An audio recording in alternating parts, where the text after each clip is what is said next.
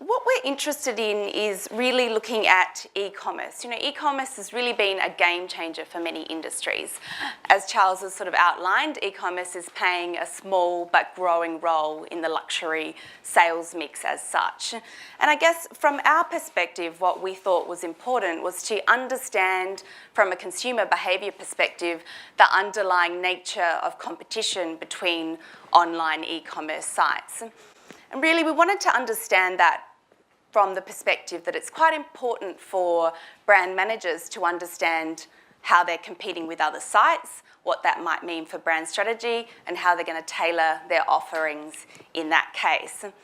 But I think the other interesting aspect is the challenge that comes with selling online. And it's not just about, oh, we want to do that and put a brand strategy in place. There's a whole back end that needs to facilitate and deliver that to the consumer in a very high-end luxury way as well. In terms of the sales that are going to these various types of sites, we're seeing, of that 12 billion that was spent online back in 2014, about a third of those sales was going to the different categorizations of those sites. So for us, when we're interested in understanding the nature of competition in this market, it's quite important to see whether, the particular types of sites are competing more intensely with each other than you would expect. As I touched on up front, the aim of our research is really to understand that underlying nature of competition between online e-commerce sites, and we're going to examine that using this framework called the Duplication of Purchase Law, which I will explain quite in-depthly. The Duplication of Purchase Law can look, well, maybe not to the academics scary, but probably to practitioners. You can express it algebraically, and essentially what the law does is provide a benchmark for the likelihood of two brands being purchased based on the size of the brands in the market. So let's have a look at interpreting a very simple example of the duplication of purchase table. So what we've got here is the brands ordered in terms of their size. In this case, penetration, market share can also be used. But essentially, what we then see is that of brand 1 customers who also bought brand 2 in the particular period, we have a 26% there. In terms of the expected sharing levels across the market, this is when we've actually used the law to fit to the data, and we can see that we have, of every brand in the market, this first one here, 38% of customers should be expected to also buy brand 1 within that period.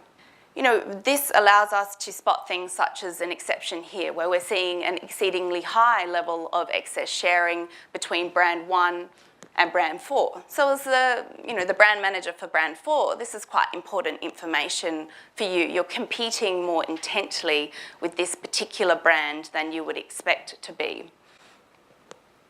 So a way to quantify those exceptions to the law is to apply a very simple index, which is called the Petition sharing index, looking at the expected to actual sharing levels. The study draws on the data from the affluential panel, which is a panel that surveys the top 25% of income earners in many markets around the globe. We've chosen to look at here Hong Kong, China and Indonesia. What we want to do, first of all, is order those brands by penetration or size. And we can see here, once the brands are ordered, that level of expected duplication follows the same pattern. So as we see penetration decline, we see the average level of expected sharing between that brand and its competitors, or in this case, sites in the market, also decline. So particularly in China, we see retailer sites sharing a little bit more intently than we would expect, so they're competing a bit more. We see people buying across retailer sites a little bit more than we would expect. And that's something that is worth investigating further in terms of the offerings and perhaps different functionality that's important. So in terms of conclusions from the study extends the duplication of purchase law to purchasing across e-commerce sites in these different Asian markets, as well as demonstrating that the primary driver of competition between consumers in the e-commerce market is the size of the site. So as a brand manager, you know where to keep your eye on in terms of what are the major competitors for your customers.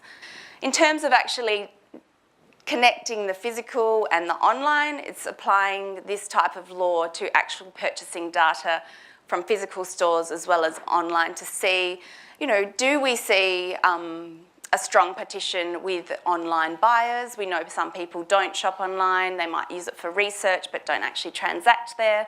How does that actually play out? That's something that is of real interest to us.